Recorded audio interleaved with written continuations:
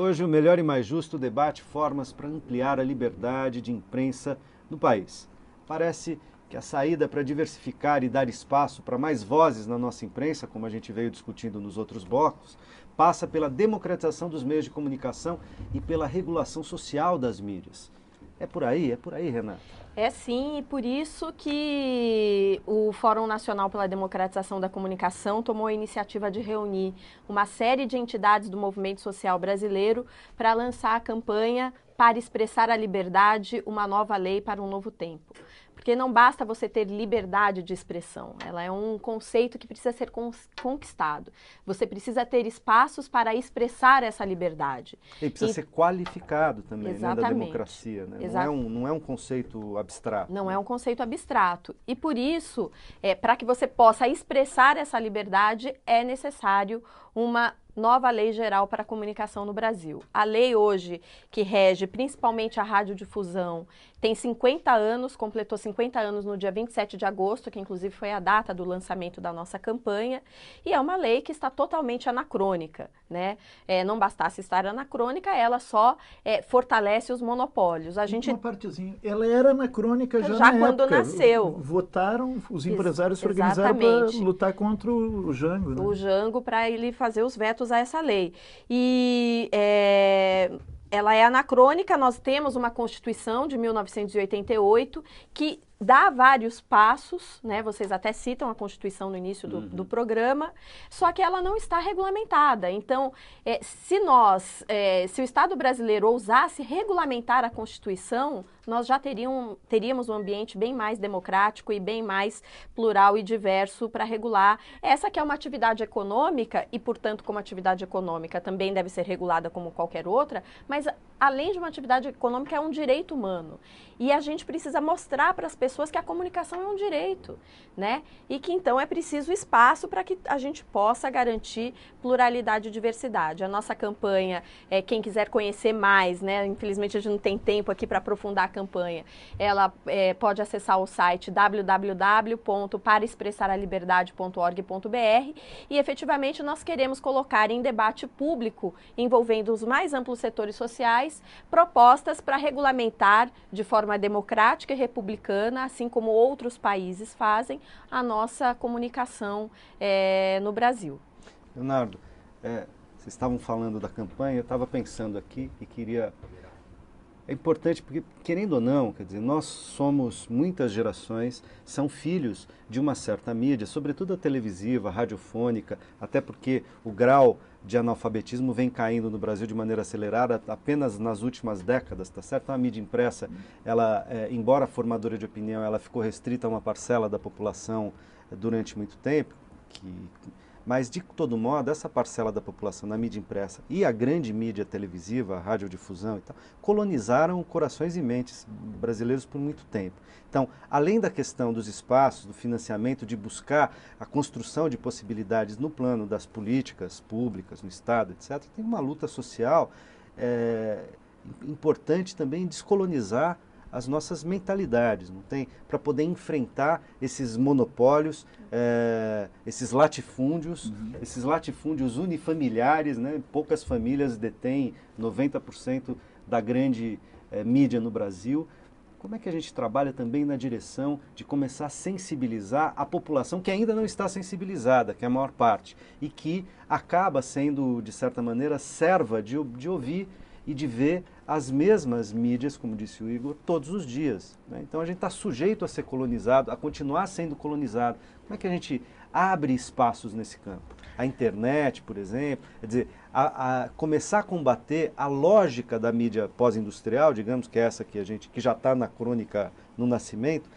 Como é que a gente faz isso? Então, volto a dar esse exemplo que nós tivemos, no meu entendimento, na minha compreensão, vitorioso, que foi o estabelecimento de uma rede. No caso da eleição da Venezuela, nós compusemos uma rede que se chamou Rede Comunicasul de Comunicação Colaborativa. Então, nós juntamos Portal da CUT, Hora do Povo, Brasil de Fato, Vermelho, Barão de Itararé, Ciranda, vários meios, e em vez de pregar para o seu público apenas, estimulando essa perspectiva de primavera, que mil flores floresçam. Então, centralizamos num blog e fizemos a disputa política e ideológica a partir daquele blog. E começamos a pautar. No dia a dia, o meu meio é mais um meio sindical, contribuo também com a coordenação dos movimentos sociais, é construir alternativas a partir dos próprios instrumentos, né, que os sindicatos, que as entidades tenham o seu instrumento, mas fortaleçam também o outro ponto, que é a mídia alternativa. Então, Brasil de Fato, Hora do Povo, Vermelho. E tantos outros. E né? tantos outros. Eu estou dizendo aqui mais o que a gente é mais ligado, a TVT. Por quê? Para fazer uma pauta que justamente entre em contraposição aos interesses do partido, da mídia. Porque eles se comportam como partido, eles induzem parâmetros, vontades, né? Fazem julgamento, condenam. Então é muito importante esse outro lado. E o terceiro ponto que eu acho que é nós nos incorporarmos enquanto movimento social, o conjunto da sociedade se mobilizar em defesa dessa campanha do Fórum Nacional pela Democratização da Comunicação, pela efetiva liberdade de expressão. Porque, infelizmente, hoje o silêncio é o que nos governa. E eles invisibilizam completamente o debate. Né? Eles colocam alcunhas, eles depreciam, eles criminalizam, desqualificam. Agora, Leonardo, tem um ponto que é importante, que eu acho que a gente não pode deixar de falar, que é o papel do governo nesse processo.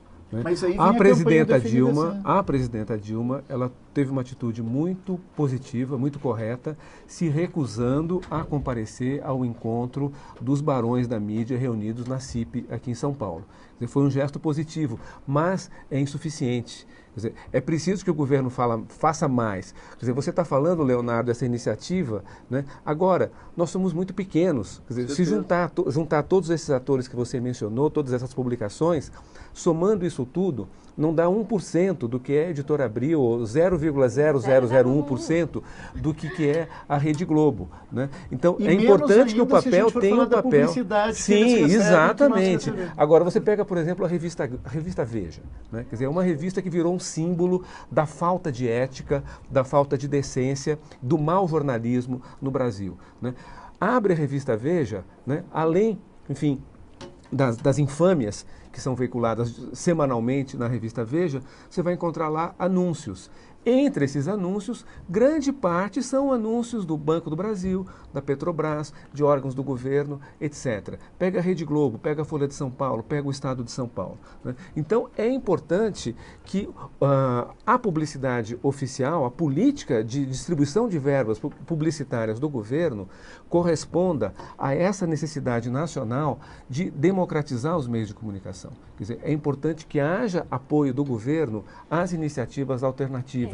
Né? Do contrário, a gente vai ficar com as nossas boas intenções, mas vamos continuar falando para muito poucos. É preciso que haja consciência da parte do governo, que essa atitude corajosa da presidenta Dilma se transforme em políticas, numa nova política de comunicação voltada para a mudança. O Brasil mudou muito desde a primeira eleição do presidente Lula, que ele tomou posse em 2003.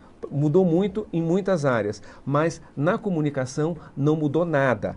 É preciso que hajam transformações no sentido dos interesses populares também nesse campo. Porque só para você descolonizar a mente das pessoas, você tem que dar alternativa para as pessoas. Então, através de políticas públicas é possível dar alternativas. Então, eu quero dar um exemplo bastante objetivo.